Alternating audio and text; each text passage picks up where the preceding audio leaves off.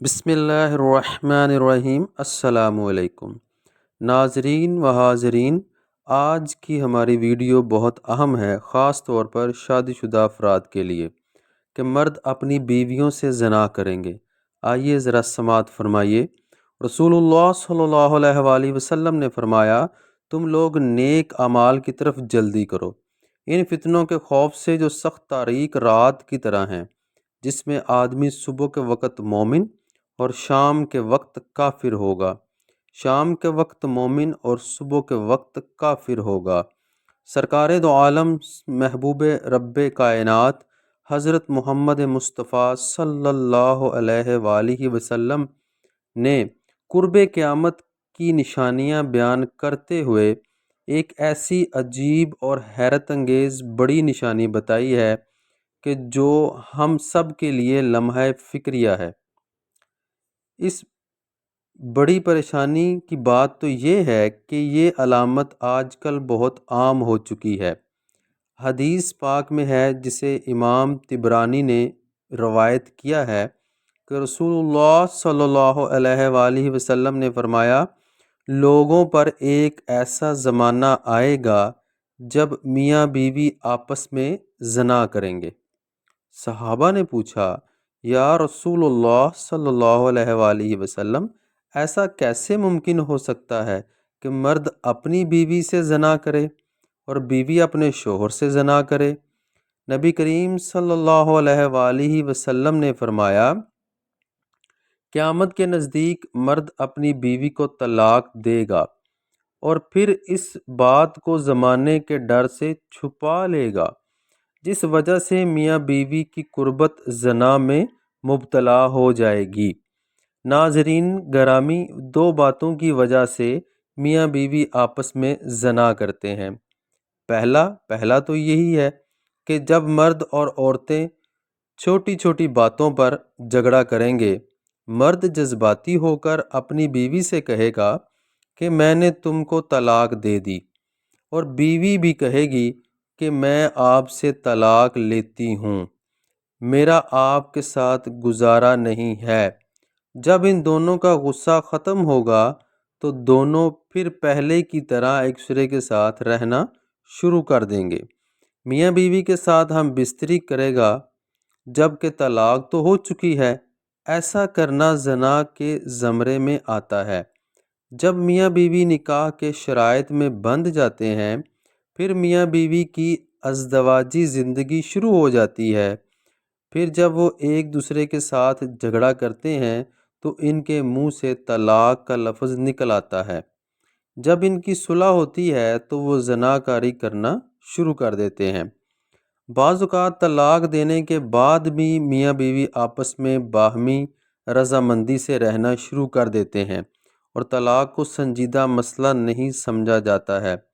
آج کل تو حالات ہی ایسے بنے ہوئے ہیں کہ زبان سے تو طلاق بول دیتے ہیں، اس طرح سے دونوں کو ہی پتہ ہے کہ طلاق ہو گئی ہے، لیکن معاشرے کی بدنامی کی وجہ سے وہ ایک دوسرے سے جدا نہیں ہوتے ہیں۔ ایک متقی اور پرہیزگار آدمی کا واقعہ ہے کہ اس نے 8 سال پہلے غصے میں آ کر اپنے بیوی کو طلاق دے دی تھی، لیکن جب ان کا غصہ کم ہوا تو ہم نے سوچا کہ ہم دونوں ہی نیک ہیں، اگر ہم جدا جدا ہو گئے تو ہماری بہت ہی بدنامی ہو جائے گی، ہمارے بچوں کا مستقبل خراب ہو جائے گا۔ بس یہ باتیں سوچ کر ہم نے دوبارہ سے ایک ساتھ رہنا شروع کر دیا۔ اس بات کے بارے میں کسی کو علم نہیں، نہ ہی انہوں نے کسی عالم دین سے یہ مسئلہ پوچھا تھا۔ اس طرح وہ دونوں زنا کر رہے تھے۔ اللہ تعالیٰ نے کہ نبی حضرت محمد صلی اللہ علیہ وآلہ وسلم نے آج سے 1400 سال پہلے ہی ہم کو آگاہ کر دیا تھا کہ قرب قیامت لوگ ایک دوسرے سے زنا کریں گے۔ اور دوسری بڑی وجہ جس سے نکاح نہیں رہتا وہ ہے کفریہ کلمات، یعنی میاں یا بیوی میں سے اگر کوئی ایک کفریہ کلمات بول کر کافر ہو جائے تو بھی ان کا نکاح نہیں رہتا، جس کے بعد ان کی ہم بستری زناکاری اور بدکاری میں بدل جاتی ہے۔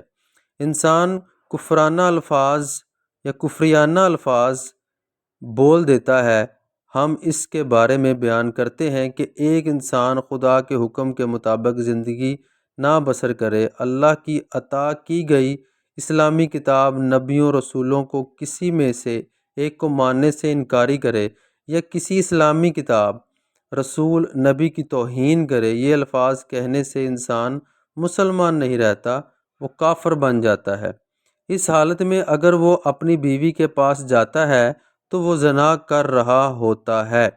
آج کل نفسا نفسی کے دور میں یہ بات سچ ثابت ہو رہی ہے کہ کافی بار گھروں میں ایسا ہوتا ہے کہ چھوٹی چھوٹی باتوں سے میاں اور بیوی کی آپس میں لڑائی ہو جاتی ہے، تو میاں بیوی ایک دوسرے کو کفریہ الفاظ بول دیتے ہیں، وہ دونوں ایک دوسرے کو ایسے ایسے الفاظ بول دیتے ہیں جس سے دونوں کا نکاح ختم ہو جاتا ہے۔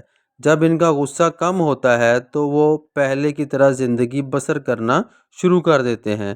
وہ جب ہم بستری کرتے ہیں تو الفاظ کون سے الفاظ ہوتے ہیں؟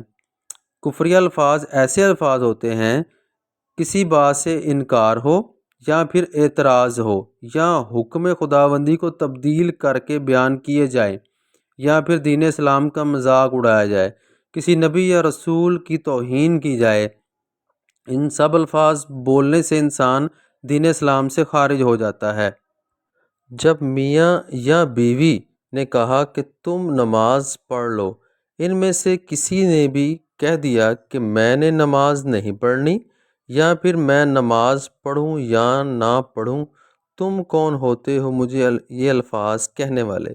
یا پھر ان میں سے کوئی بھی یہ الفاظ بول دے کہ میں نماز ادا کروں تو کافر ہو جاؤں، یہ سب کفریہ الفاظ ہیں۔